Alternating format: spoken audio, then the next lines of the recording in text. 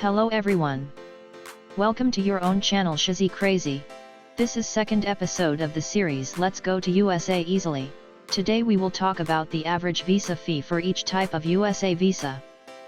Please note that visa fees are subject to change, and applicants should check the USA Embassy or Consulate's website in their home country for the most up-to-date fee information. Stick around for more information. Please note that additional fees may apply, such as the visa issuance fee and the reciprocity fee, depending on the applicant's country of citizenship. Additionally, some applicants may be required to undergo a medical examination for an additional fee. We have given complete introduction about USA visa types in our first episode. If you missed that video, you can check its link given in description. So, let's start this episode. First type of USA visa, which is non-immigrant visa. Its category number 1 is B1 and B2 visa, which are visitor visas to USA. Fee for this type of visa is $160.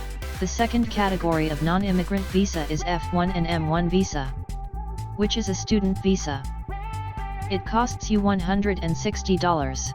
Third category is H1B visa. As you already know through our previous episode that it's a work visa and it costs you $190. Fourth category named J1 visa. As you know, it's an exchange visitor visa and its fee is $160.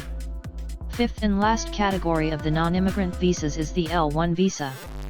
It's an intracompany transfer visa and it will cost you $190. Now coming to the second type of visa, that is immigrant visa. The first category for this visa is family-based immigrant visa, which is sponsored by your family member, and it costs $325.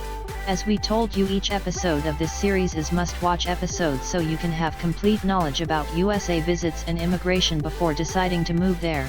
We will meet in next episode of this guide. Till then, take care.